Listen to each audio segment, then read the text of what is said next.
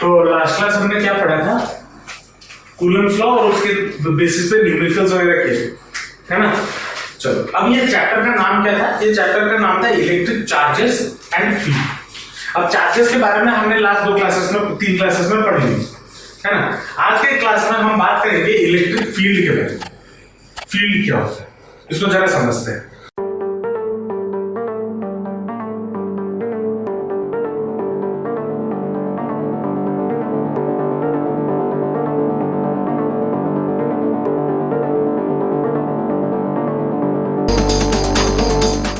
इससे पहले जो हमने पढ़ा हुआ है, क्या पढ़ा था, अगर मेरे पास एक चार्ज है, मान लो प्लस क्यू चार्ज है, और एक दूसरा प्लस क्यू चार्ज इसके पास है, तो ये एक दूसरे को क्या करते हैं, रिपेल करते हैं या नहीं करते हैं। लेकिन क्या इनके बीच में जो रिपल्सन फोर्स लग रहा था, क्या वो कॉन्टैक्ट फोर्स था। कॉन्टैक्ट फोर्स मतलब क्या दोनों चार्जेस एक दूसरे को टच कर रहे थे? नहीं, बिना टच किए दोनों एक दूसरे को रिपेल कर रहे थे ना। अब ऐसा क्यों हो रहा था? बिना टच किए वो कैसे रिपेल कर सकता है? तो उस कॉन्सेप्ट को समझने के लिए हम समझेंगे जो इलेक्ट्रिक फील्ड का कॉन्सेप्ट, ठीक। Electric field. अब इलेक्ट्रिक फील्ड का अगर हम जो बेसिक डेफिनेशन है, पूरा मतलब लेमन लैंग्वेज में अगर हम समझने जाएं, तो इलेक्ट्रिक फील्ड का मतलब है, अगर कोई एक चार्ज रखा हुआ है, कोई भी चार्ज अगर है, उसके वजह से उसके सराउंडिंग में जो इम्पैक्ट गिर रहा है उसको हम बोलेंगे इलेक्ट्रिक फील्ड। समझ में आया? मतलब अगर मैं इस क्लासरूम में आप लोगों को पढ़ा रहा हूं, इस क्लासरूम में जब तक मैं मौजूद हूं, यहां पर कोई बच्चा बात नहीं करे, लेकिन मैं 5 मिनट के बाहर चला जाऊं, बातचीत शुरू हो जाएगी।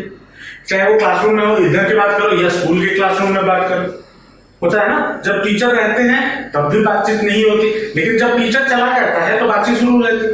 मतलब जब उस मोमेंट में जब टीचर उस क्लास में है, उसका जो इम्पैक्ट है, उस इम्पैक्ट की वजह से बच्चे बात नहीं करते। जब वो चली जाती है तो उनका इम्पैक्ट भी खत्म हो जाता है, इसलिए बच्चे फ्री हो जाते हैं और बात करने लग जाते हैं। वही चीज है चार्ज का। चार्ज को जब हम एक जगह पे रखते हैं तो उसके वजह से उसके चारों ओर जो उसका इम्पैक्ट गिर रहा हो, उसी को हम बोलते हैं इलेक्ट्रिक फील्ड। समझ में आया? ये पूरा लेमन बेसिक लैंग्वेज में। अब धीरे धीरे हम इसके और डिटेल में जाएंगे या थोड़ा साइंटिफिक लेवल में पढ़ेंगे, लेकिन जो हमें समझना है, जो फील लेना है, वो वही सेम चीज है, ठीक है। अब इलेक्ट्रिक फील्ड को कैलकुलेट कैसे करें? अब इसको कैलकुलेट करने के लिए हमारे पास एक तरीका है। क्या? मान लो आपके पास एक बड़ा सा चार्ज है, कैपिटल क्यू। अब इसके चारों ओर पॉजिटिव, मान लो ये पॉजिटिवली चार्ज है, ठीक है। क्या है? पॉजिटिवली चार्ज है। अब इसके वजह से इसके चारों ओर एक फील्ड क्रिएट हो रहा होगा, एक इंपैक्ट क्रिएट हो रहा होगा। अब उसको हम कैसे निकालेंगे, कैसे कैलकुलेट करें? अब देखो, इसको हम और एक थोड़ा बेसिक लैंग्वेज में या कॉमन लैंग्वेज में बात करते हैं, एग्जांपल से समझते हैं। मान लो आप अपने दोस्तों के साथ बाहर घूमने गए, ठीक है। दोस्तों के साथ बाहर घूमने गए हो, शाम के आप 4 बजे निकले, मम्मी को बोले मैं 6 बजे आऊंगा। 6 बज गया, 6 से 6:30 बज गया, आपको घर जाने का मन नहीं कर रहा क्योंकि आप अपने दोस्तों के साथ एंजॉय कर रहे हो। मम्मी का कॉल आया, अरे कहाँ हो? नहीं है, हाँ मम्मी आ रहा, ठीक है। फिर फोन काट दी, फिर 6:30 से 7:30 8 बज गया, मम्मी फिर फोन करके चिल्लाई, गुस्सा की, पापा को बोल दूंगी, पिटाई होगी, तो आप तुरंत के तुरंत घर पे पहुंचोगे। मतलब आपको घर पे लाने के लिए मम्मी को एक एक्स्ट्रा फोर्स लगाना पड़ा, गाड़ी देनी पड़ी।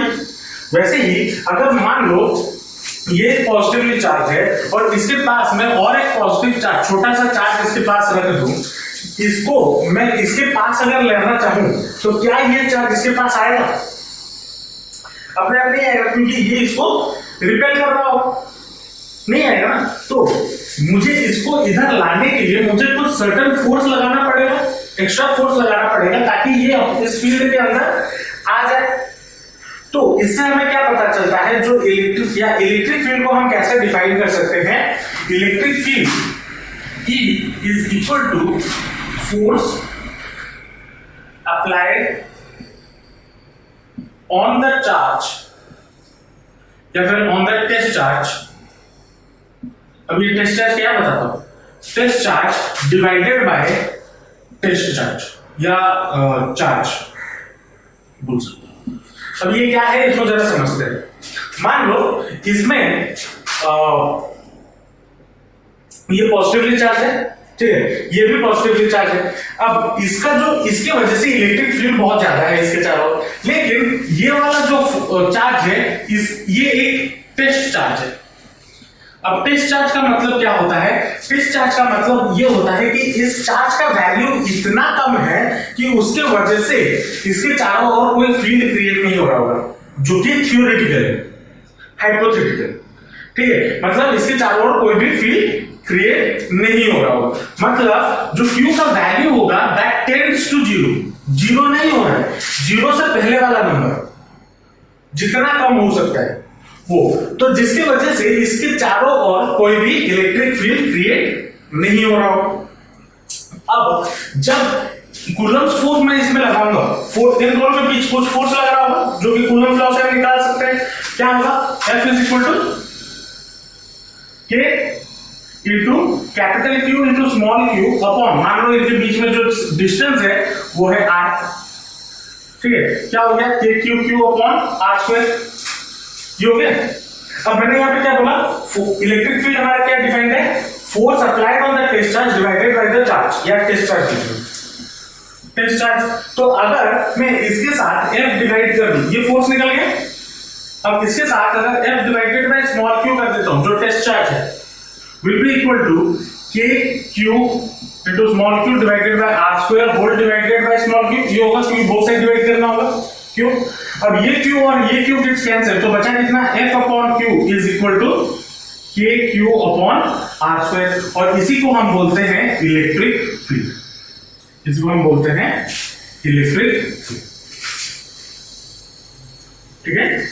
तो इलेक्ट्रिक फील्ड का डेफिनेशन क्या हो गया, अगर डेफिनेशन लिखना चाहो यहां पर मैं लिख देता हूं दो लाइनों में। इलेक्ट्रिक फील्ड का डेफिनेशन क्या हो गया, the electric field at a point. अब मान लो मैं इलेक्ट्रिक फील्ड इस पॉइंट पे निकालना चाहता हूं, ठीक है, जहां पे मैंने किसको रखा हुआ है, Q को रखा हुआ है। इस पॉइंट पे अगर निकालना चाहता हूं तो उसका डेफिनेशन क्या हो जाएगा, electric field at a point is defined as the electrostatic force per unit test charge, per unit test charge, ये टेस्ट चार्ज है, per unit test charge on a test charge, on a test charge. एक unit positive test charge की वजह से उसी test charge के ऊपर कितना इलेक्ट्रोस्टैटिक फोर्स लग रहा है, उसको हम बोलेंगे क्या, electric field, E equal to F upon Q।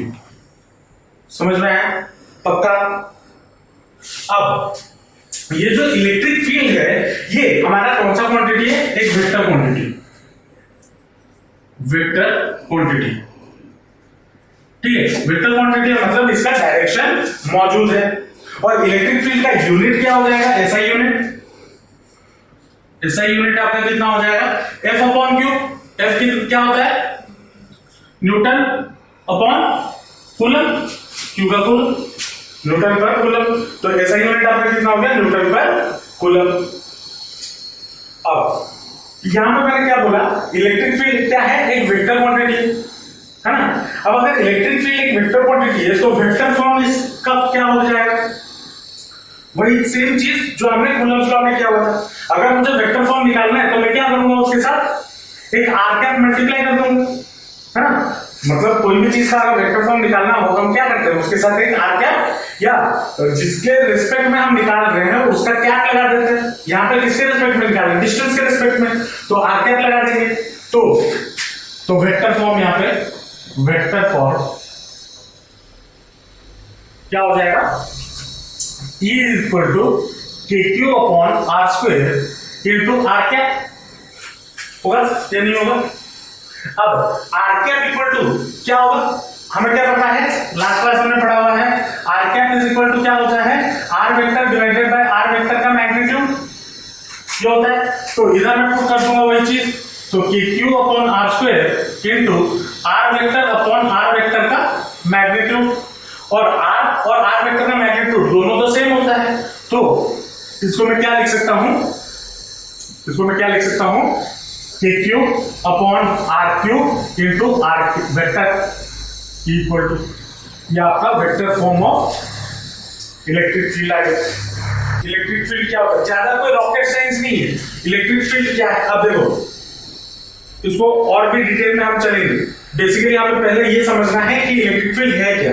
Electric field वो चीज है जिसके वजह से इस एक दूसरे चार्ज पे, एक चार्ज के वजह से जो दूसरे चार्ज पे जो फोर्स लग रहा था विदाउट टचिंग ईच अदर, वो जो फोर्स लग रहा था वो किसके वजह से लग रहा था, इसी फील्ड की वजह से लग रहा था। और वो हम कैसे निकाल सकते हैं, force divided by test charge कर दो, तो मुझे कितना मिल गया कि क्यू अपॉन आर स्क्वायर। अब बात यहां पे आती है कि अगर मैं इस क्यू को इधर मूव करते हुए जाऊं, मतलब इसके पास लेते हुए जाऊं या फिर इससे दूर लेते हुए जाऊं, इसके पास लेते हुए जाऊं या फिर इससे, अच्छा वो जाने से पहले अब इधर अगर हम इसका देखें, इस वाले कंडीशन का, जो इलेक्ट्रिक फील्ड का डायरेक्शन किधर होगा, वेक्टर क्वांटिटी है तो डायरेक्शन भी होना चाहिए, तो किस डायरेक्शन में होगा, ये क्या कर रहा है, रिपेल कर रहा है, तो जब रिपेल करना है तो इस पर फोर्स क्या लगेगा, किस डायरेक्शन में, इस डायरेक्शन में, तो ये हो गया आपका इलेक्ट्रिक फील्ड का डायरेक्शन। अब अगर यहाँ पे बोलोगे सर मैं यहाँ पे पॉजिटिव क्यू टेस्ट चार्ज जो है मैं वो पॉजिटिव ना लेके मैं नेगेटिव ले लेता हूँ, कोई दिक्कत नहीं है। अगर यहाँ पे माइनस क्यू डालते तो जो आपका मैग्नीट्यूड जो होता वो तो सेम होता, लेकिन बस डायरेक्शन क्या हो जाता, अट्रैक्टिव इसके और आता, समझ रहे हो। तो डायरेक्शन क्या हो जाएगा, एक लाइन यहां पे लिख लेना, direction of the electric field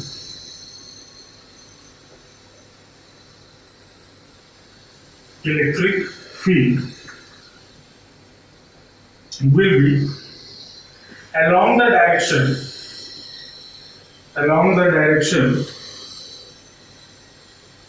of electrostatic force। मतलब जिस डायरेक्शन में आपका फोर्स लग रहा होगा, इलेक्ट्रोस्टैटिक फोर्स जिस डायरेक्शन में लग रहा होगा उसी डायरेक्शन में आपका इलेक्ट्रिक फील्ड का फोर्स लग रहा होगा, इलेक्ट्रिक फील्ड का डायरेक्शन होगा। समझ में आया पक्की बात। अब यहां पर मैं जो चीज बोल रहा था कि मैं अगर इस प्लस क्यू चार्ज को इस क्यू चार्ज के पास लेके आता हूं या फिर दूर लेके जाता हूं, तो इलेक्ट्रिक फील्ड कैसे वैरी करेगा। यहां पे देखो इलेक्ट्रिक फील्ड क्या है, inversely proportional to R square, है ना। Electric field is inversely proportional to R square. तो मतलब अगर मैं इस क्यू को इसके पास ले जाऊं, मतलब आर को अगर मैं घटा रहा हूं, डिस्टेंस को अगर मैं घटा रहा हूं, तो इलेक्ट्रिक फील्ड मुझे क्या मिलेगा, ज्यादा मिलेगा, है ना। और अगर मैं इसको दूर लेते हुए जाऊं तो इलेक्ट्रिक फील्ड मुझे कम मिलेगा।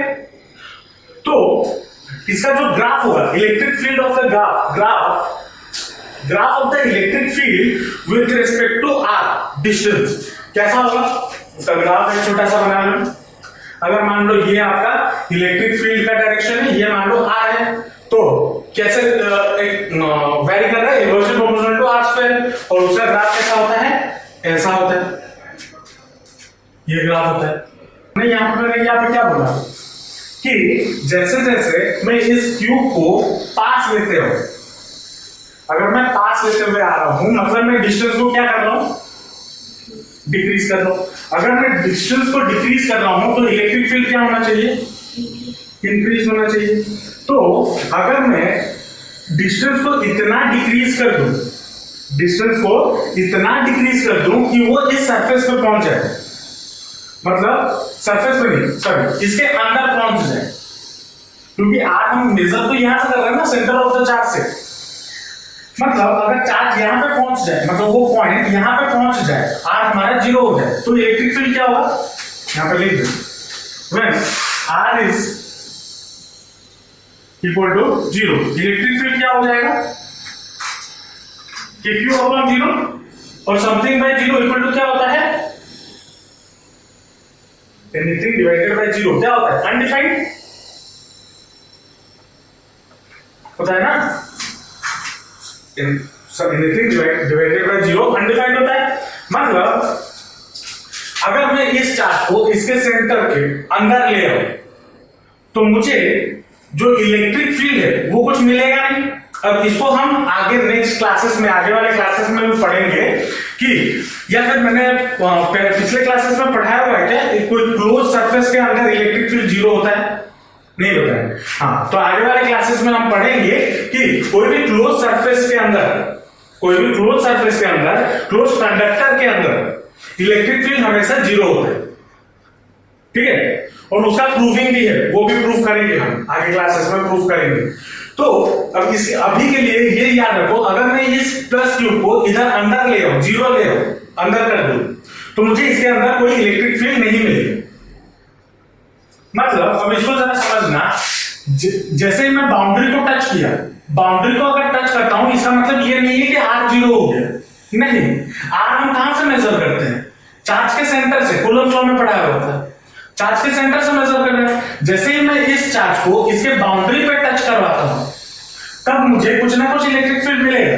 लेकिन जब मैं इसके बाउंड्री के अंदर लेके आता हूं, तब इलेक्ट्रिक फील्ड मेरा क्या होगा, घटना शुरू हो जाएगा, और घटते घटते 0 हो जाएगा। तो जब R आपका 0 हो जाएगा तो इलेक्ट्रिक फील्ड आपका क्या हो जाएगा, 0, अनडिफाइंड। ठीक है, और जैसे जैसे मैं R को बढ़ाता जाऊंगा, मान लो R को मैंने इंफिनिटी कर दिया, व्हेन R इज इंफिनिटी, तो ये आपका कितना हो जाएगा, KQ upon infinity, which is equal to क्या, something by infinity, KQ upon क्या हो गया, इंफिनिटी। अब इंफिनिटी एक बड़ा नंबर है। अब कोई भी नंबर को, मान लो 1 को अगर मैं 10 से डिवाइड करता हूं, उसके बाद 1 को 100 से डिवाइड करता हूं, उसके बाद 1 को 1000 से डिवाइड करता हूं, तो जो फ्रैक्शन या जो नंबर हमें मिलता है, इसका मतलब क्या हो गया, 0.1, इसका मतलब 0.01, इसका मतलब 0.001 होता है ना, नंबर छोटा होता जाता है। तो KQ अपॉन इंफिनिटी अगर मैं करूं तो मुझे एक बहुत छोटा अमाउंट मिलेगा, लेकिन बहुत छोटा वैल्यू मिलेगा इंफिनिटी, क्योंकि बहुत बड़ा नंबर है। तो कोई भी बड़ा नंबर के साथ अगर मैं डिवाइड करता हूं तो मुझे जो वैल्यू मिलेगा वो छोटा मिलेगा। तो लगभग ये अप्रोक्सीमेट 0 तो नहीं होता, लेकिन अप्रोक्सीमेटली मैं 0 के आसपास मान सकता हूं।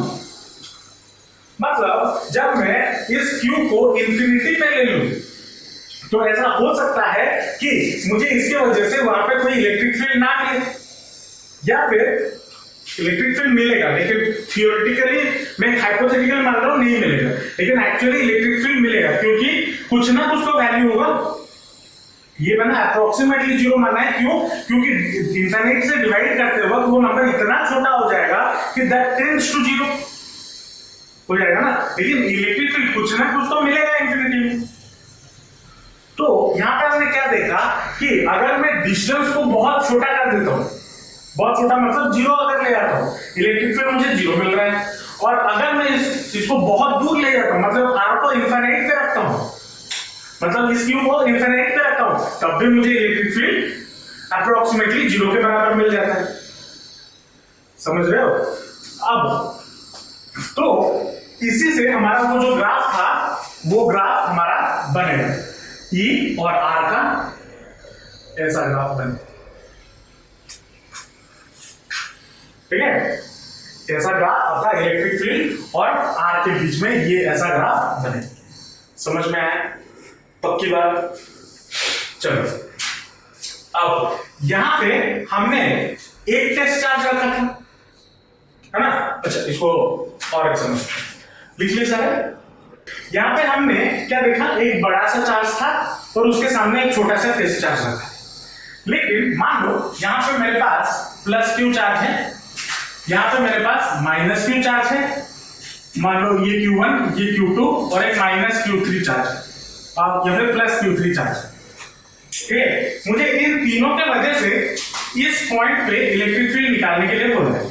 और ऐसे क्वेश्चन हम कूलम्ब लॉ का न्यूमेरिकल एक किए थे, याद है? एक ट्रायंगल दिया था, तीन चार्जेस की वजह से उसके सेंट्रॉइड पे कितना इलेक्ट्रिक फील्ड फोर्स लग रहा था, वो निकाल रहे थे। अभी हम इलेक्ट्रिक फील्ड निकाल रहे हैं। वही सेम चीज है जैसे हम कर रहे थे फोर्स का चीज। वही सेम चीज है। और इसको भी हम बोलेंगे, ये टॉपिक क्या है, टॉपिक है electric field due to multiple charges. Multiple charges. अब मान लो इसके वजह से इलेक्ट्रिक फील्ड कैसा है, ऐसा इस पॉइंट में आएगा ना, और प्लस है तो कहां जाएगा, दूर की तरफ, मतलब रिपेल करेगा इस डायरेक्शन में। मान लो E1 लगा, इसके वजह से मान लो ऐसा फोर्स आया इस लाइन में, लेकिन इलेक्ट्रिक फील्ड किस डायरेक्शन में लगेगा, टुवर्ड्स। अब टुवर्ड्स क्यों, क्योंकि नेगेटिव अगर होता है तो ये नेगेटिव, या मान लो ये जो पॉइंट P है ये पॉजिटिव चार्ज रखा हुआ है हमने, positive test Q not, test charge Q not, तो पॉजिटिव पॉजिटिव रिपेल करेगा तो दूर, पॉजिटिव नेगेटिव अट्रैक्ट करेगा तो उसी के और चले जाएगा, ये मान लो E2। और Q3 की वजह से इलेक्ट्रिक फील्ड किस डायरेक्शन में चलेगा, इस डायरेक्शन में, क्योंकि रिपेल करेगा, जो कि है E3। तो नेट आपका कितना हो जाएगा, net electric field will be E1 plus E2 plus E3। वही सुपरपोजिशन थ्योरम जो कूलम्ब्स लॉ में लगाए थे वही। इनके वजह से इस पॉइंट पे, ये तीनों चार्जेस की वजह से, इसके वजह से जो इलेक्ट्रिक फील्ड गिर रहा होगा उसको इसका इलेक्ट्रिक फील्ड डिस्टर्ब नहीं करेगा, जो सुपरपोजिशन थ्योरम हमने पढ़ा हुआ था कूलम्ब्स लॉ के लिए, वही सेम चीज। तो इनेट आपका कितना हो जाएगा, E1 plus E2 plus E3। और ये आपका कैसा सम है, वेक्टर सम है। और वेक्टर सम पूछोगे सर वेक्टर सम क्या है, वेक्टर सम मतलब यहाँ पे डायरेक्शन को भी हमें कंसीडर करना है, ठीक है।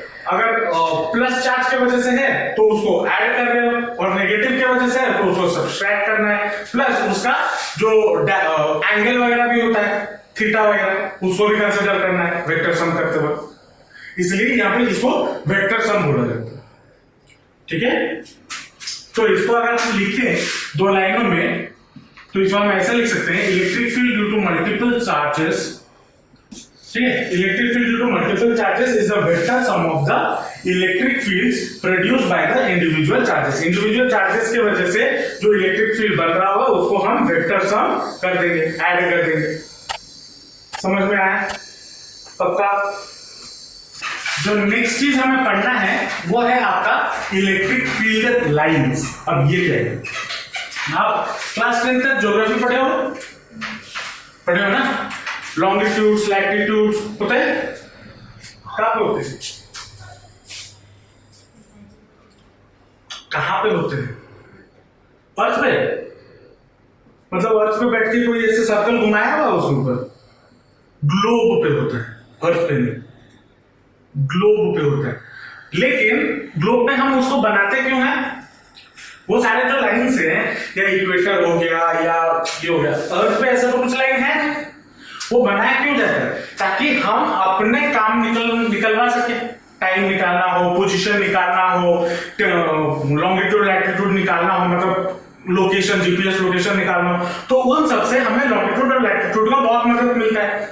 वैसे ही यहाँ पे इलेक्ट्रिक चार्जेस जो मैंने हमें बताया, इलेक्ट्रिक चार्ज जो मैंने बताया, इलेक्ट्रिक चार्ज के चारों ओर फील्ड है, फील्ड तो हम समझ गए, इलेक्ट्रिक चार्ज के चारों ओर जो इलेक्ट्रिक चार्ज, जो चार्ज की वजह से जो इफेक्ट हो रहा होगा वो इलेक्ट्रिक फील्ड है। लेकिन वो हम दिखाएंगे कैसे, तो उसके लिए हमें चाहिए इलेक्ट्रिक फील्ड लाइंस। क्या चाहिए, इलेक्ट्रिक फील्ड लाइंस। और इलेक्ट्रिक फील्ड लाइंस क्या होते हैं, they are the imaginary lines जो इलेक्ट्रिक फील्ड लाइंस को रिप्रेजेंट करते हैं और हमें हमारे कामों को बहुत आसान कर देते हैं। मतलब आगे जब हम पढ़ाई करेंगे या इलेक्ट्रिक चार्ज के या इलेक्ट्रिक फील्ड के कुछ कैरेक्टरिस्टिक्स, चार्जेस के कुछ कैरेक्टरिस्टिक्स पता करने के लिए हमें ये इलेक्ट्रिक फील्ड लाइन बहुत मदद करते हैं।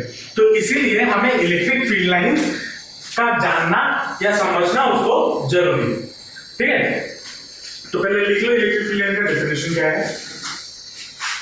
चलो, तो इलेक्ट्रिक फील्ड लाइंस क्या है, they are the imaginary lines that represent the electric field around a charge and helps us to visualize the nature of electric field and its direction. Electric field lines क्या है? They are the imaginary lines which helps us to visualize the electric field या nature of the electric field, वो कैसा है, कैसे behave करता है और उसका डायरेक्शन कैसा होता है, उसको बताने के लिए हमें इलेक्ट्रिक फील्ड लाइंस की जरूरत पड़ती है। ठीक है, अब अगर मैं एक पॉइंट चार्ज की बात कर रहा हूं, कौन सा चार्ज? Point charge. मान लो एक पॉइंट चार्ज यहां पे रखा हुआ है ये, ठीक है, और ये क्या है? Plus Q. क्या है?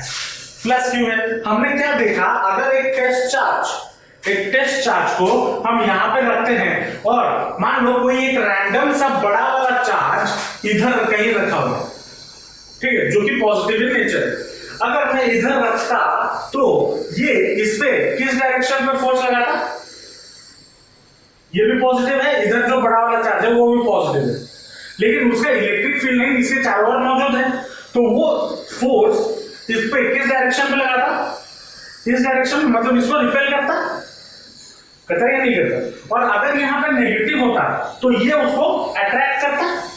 तो उसी लॉजिक के बेसिस पे जो पॉजिटिव चार्ज होता है उससे जो इलेक्ट्रिक फील्ड लाइंस होते हैं वो हमेशा कहां कैसे जाते हैं? Perpendicular to the positive charge and in outward direction. मतलब दिमाग में हमेशा ये रखना, जो चार्ज इलेक्ट्रिक फील्ड लाइंस होते हैं जो पॉजिटिव एंड से हमेशा क्या करेंगे? बाहर निकलेंगे।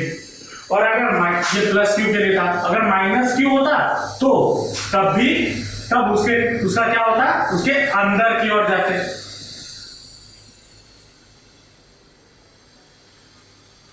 ठीक है, ये हो गया। ये क्या है? इलेक्ट्रिक फील्ड लाइंस फॉर, ये इलेक्ट्रिक फील्ड लाइन, ये डायग्राम सारा बनाना, एग्जाम में 1 मार्क के डायग्राम पूछ लेते हैं। ठीक है, electric fields due to various types of charges. ये पहला वाला क्या है? For point charge. Point charge, अगर एक पॉइंट चार्ज है तो चार्ज किधर जाएगा?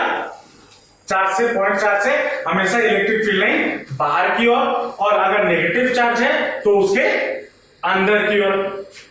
अब अगर दूसरा क्या है? अगर डाइपोल आ जाए, अब ये डाइपोल क्या है सर? इसके बारे में बात करेंगे आगे क्लासेस में, बस उसका डायग्राम में आपको दिखा देता हूं। डाइपोल का मतलब क्या होता है? दो इक्वल एंड ऑपोजिट चार्जेस अगर आसपास हो, ठीक है, पास हो, इक्वल एंड ऑपोजिट चार्जेस मतलब पॉजिटिव और नेगेटिव। अब क्या होता है? मैंने बोला पॉजिटिव से निकलता है और पॉजिटिव से बाहर निकलता है और नेगेटिव के अंदर जाता है, तो मतलब इलेक्ट्रिक फील्ड लाइंस कैसा होगा? पॉजिटिव से निकलेगा, नेगेटिव के अंदर जाएगा, पॉजिटिव से निकलेगा, नेगेटिव के अंदर जाएगा, पॉजिटिव से निकला, नेगेटिव के अंदर गया। तो ये हो गया आपके एक डाइपोल के लिए इलेक्ट्रिक फील्ड लाइन। अब डाइपोल क्या होता है? जब दो इक्वल एंड ऑपोजिट, अभी के लिए ये याद रखो, दो इक्वल एंड ऑपोजिट चार्जेस जब बहुत कम डिस्टेंस पे रखा हो, इसके बारे में हम डिटेल में चर्चा करेंगे। ठीक है, और इसका कुछ ऐसे,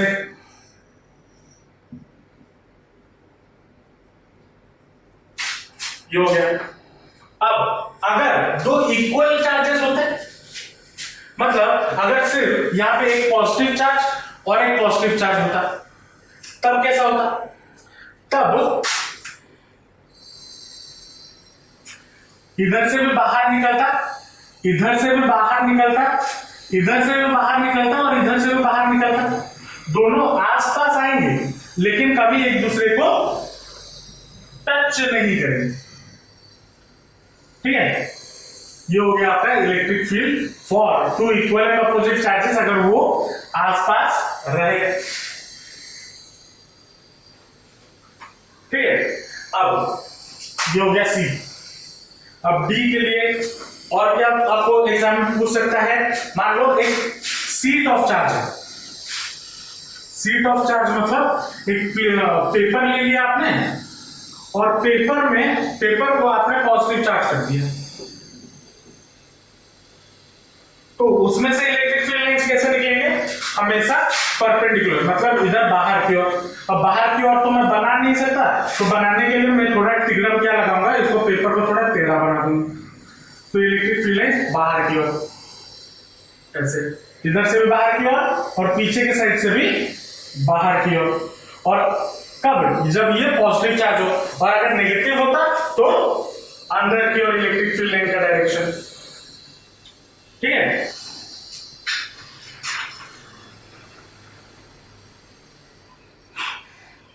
तो ऐसे कुछ क्वेश्चंस आपको डायग्राम्स में पूछ सकते हैं।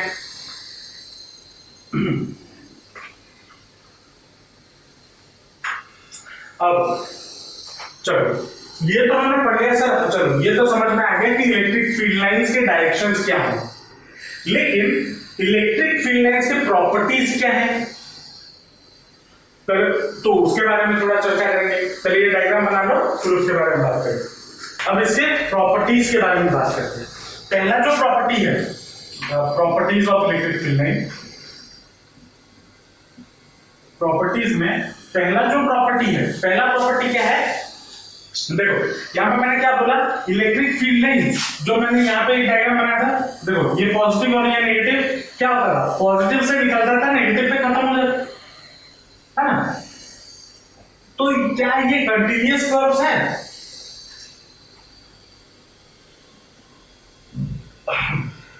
कंटिन्यूअस कर्व्स मतलब क्या ये जहां से शुरू हो रहे हैं वहां पे खत्म हो रहे हैं? नहीं, पॉजिटिव से स्टार्ट हो रहे हैं, नेगेटिव पे खत्म हो रहे हैं। तो जो पहला प्रॉपर्टीज है, क्या प्रॉपर्टीज में पहला जो प्रॉपर्टी है, electric field lines are discontinuous curves, that is they start from positive charge and ends at negative charge। पहला प्रॉपर्टी ये हो गया, स्टार्ट कहां से होगा, पॉजिटिव चार्ज से, और खत्म कहां पे होगा, नेगेटिव चार्ज से, नेगेटिव चार्ज पे, सॉरी। ठीक है, अब देखो, मान लो आपको रैंडमली ये वाला अगर मैं इधर बताना चाहूं, मान लो यहां पे आपको इसका डायरेक्शन गिवन नहीं है, मान लो कोई रैंडम सा चार्ज दे दिया है Q और उसका इलेक्ट्रिक फील्ड लाइंस मान लो ऐसा कुछ गिवन है, मान लो ये Q हो गया,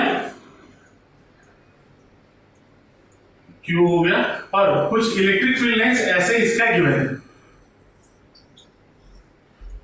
ठीक है, इलेक्ट्रिक फील्ड लाइन ऐसे गिवन है, तो इसका डायरेक्शन मैं कैसे निकाल सकता हूं? तो डायरेक्शन निकालने के लिए आपको क्या करना होगा, कोई भी इलेक्ट्रिक फील्ड लाइन पे एक पॉइंट ले लो, और पॉइंट लेने के बाद उधर से एक टैंजेंट बना लो। अगर टैंजेंट बन जा रहा है तो जो टैंजेंट का डायरेक्शन होगा, the direction of the tangent will be the direction of the electric field line. समझ में आया या नहीं आया? तो सेकेंड जो प्रॉपर्टी है, the tangent to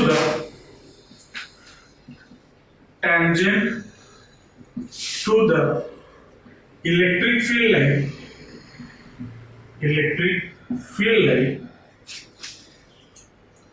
gives the direction of electric field, gives the direction of electric field। समझ में आया? उसके बाद तीसरा प्रॉपर्टी, अब हमने यहां पे क्या देखा, जो इलेक्ट्रिक फील्ड लाइंस होते हैं कैसा होता है, ये मान लो पॉजिटिव, ये मान लो नेगेटिव, ये इधर से निकल के आया, ये इधर से निकल के इधर आया, है ना। अब ऐसा, अब इसको थोड़ा फील लाने के लिए हम जरा समझते हैं, इलेक्ट्रिक फील्ड कितने एक चार्ज में कितने इलेक्ट्रिक फील्ड लाइन हो सकते हैं? हाँ, नहीं, मान लो ये थर्ड प्रॉपर्टी लिख लो, for a unit charge, number of electric field line is equal to 1 by epsilon naught। अच्छा, अब इसको अगर हम थोड़ा कैलकुलेट करने आए, ठीक है, 1 by epsilon naught, मतलब 1/ε0 का वैल्यू क्या होता है 8.85 into 10 to the power -12 second. जैसे मुझे याद आ रहा है, देख लो एक बार ε0 का वैल्यू बताया था, परमिटिविटी ऑफ फ्री स्पेस कितना है, सही है ना? हाँ, नहीं मुझे भी कभी वैल्यूज याद नहीं रहे। तो 8.85 इंटू 10 टू पावर -12 और 1 बाय है। अब 1/8.85 लगभग कितना आएगा, लगभग ये अराउंड आ जाएगा आपका 0.11, 1.1 डिवाइडेड बाय 0.85, 1 नहीं 1.12 पकड़ो, चलो 1 ही पकड़ो, ठीक है। अब इनटू ये क्या है 10 टू द -12, ये ऊपर जाएगा तो 10 टू द पावर 12 बन जाएगा। अगर मैं थोड़ा बेसिक मैथ्स करूं, कितना फील्ड लाइंस निकल रहा है, एक यूनिट चार्ज है, यूनिट चार्ज मतलब 1 कूलम ना, 1 कूलम चार्ज कितना सा होगा, बहुत छोटा सा होगा, 1 कूलम चार्ज बहुत छोटा सा होगा। अब 1 कूलम चार्ज में से कितना इलेक्ट्रिक फील्ड निकल रहा है, अब नंबर को छोड़ दो, कितने जीरो से पहले वो गिन लो, 1 लाख में 6 जीरो होते हैं, 1 लाख लाइंस, समझ रहे हो? एक छोटे से चार्ज में से 1 लाख लाइन का, उसमें 1 लाख नहीं और 12 जीरोस हैं, तो मतलब सोचो कितने लाइंस निकल रहे होंगे। अब अगर कितने भी लाइंस निकल रहे होंगे, ये चांसेस है कि इतने सारे लाइन कोई ना कोई एक दूसरे से इंटरसेक्ट हो जा रहा होगा, चांसेस हैं। लेकिन क्या ये इंटरसेक्ट होते हैं? नहीं होते। तो जो फोर्थ प्रॉपर्टी है ये है electric field lines never intersect each other,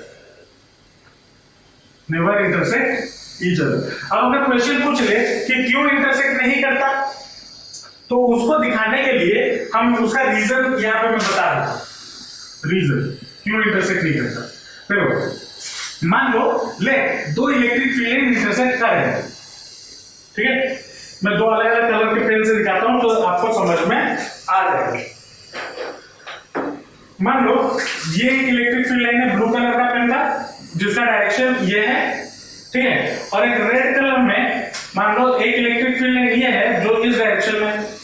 अब ये दोनों इंटरसेक्ट कर रहे हैं, लेट्स इंटरसेक्ट अगर कर गए तो इस पॉइंट पे अगर मैं इस ब्लू वाले के लिए टैंजेंट हमें क्या देता है, टैंजेंट हमें इलेक्ट्रिक फील्ड का डायरेक्शन देता है, यहां पे अगर लिखा हुआ है, तो इस पॉइंट पे अगर टैंजेंट ड्रॉ करूं तो ब्लू लाइन के लिए तो कैसा होगा, ऐसा होगा, और अगर रेड लाइन के लिए टैंजेंट ड्रॉ करूं तो कैसा होगा, ऐसा होगा।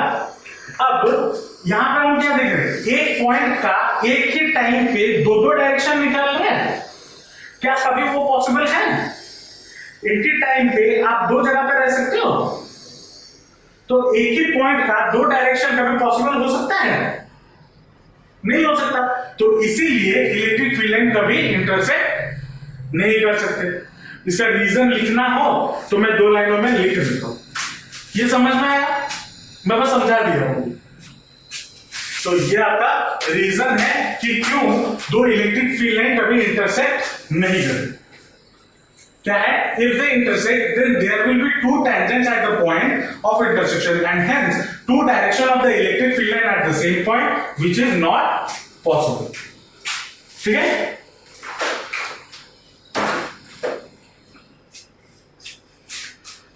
अब जो नेक्स्ट प्रॉपर्टी है, अब यहां पे मैंने क्या बोला, इसको थोड़ा डायग्राम में देखना। मैंने क्या बोला, अगर एक पॉइंट चार्ज है, अगर एक पॉइंट चार्ज है, तो अगर पॉजिटिव चार्ज है तो इलेक्ट्रिक फील्ड लाइन कैसे होंगे, ऐसे बाहर निकल रहे होंगे, निकल रहे होंगे ना। तो चाहे ये सरफेस हो, कोई भी सरफेस हो, इलेक्ट्रिक फील्ड लाइन हमेशा अपने सरफेस के साथ, सरफेस मतलब जिस सरफेस से वो निकल रहा है, जिस सरफेस से वो निकल रहा है वो हमेशा उस सरफेस के साथ परपेंडिकुलर होगा। ये उसका फिफ्थ प्रॉपर्टी है। Electric field lines are always perpendicular, always normal to the surface from which, हाँ, नॉर्मल टू द सरफेस, ये लिख सकते हो।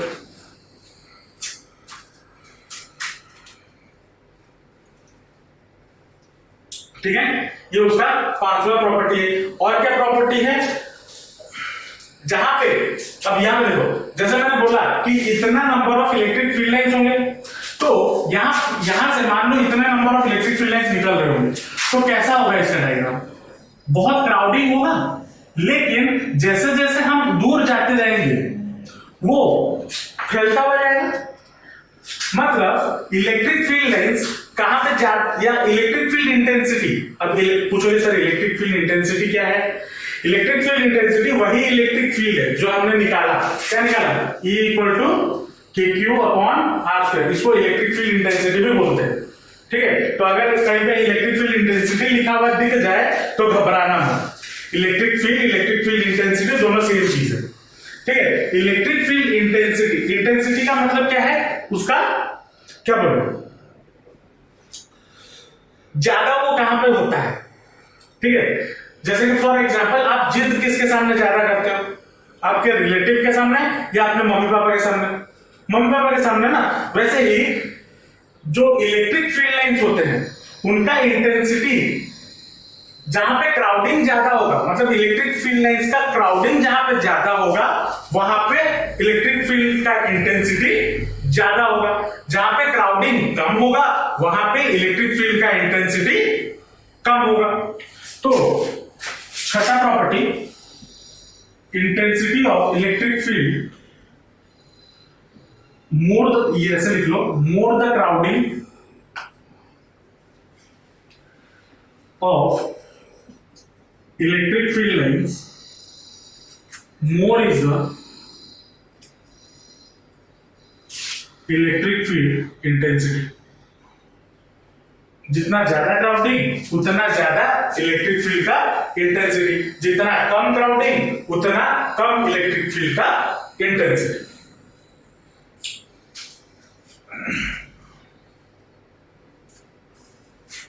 ठीक है, समझ में आया?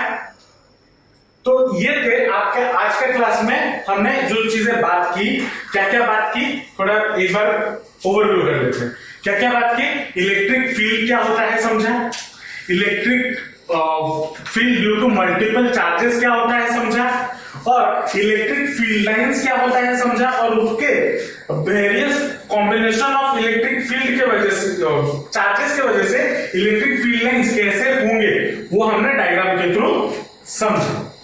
ठीक है, अब ये कहानी यहां पे खत्म नहीं होती इलेक्ट्रिक फील्ड, अब इलेक्ट्रिक फील्ड की कहानी और 2-3 क्लासेस 4 क्लासेस चलेगी।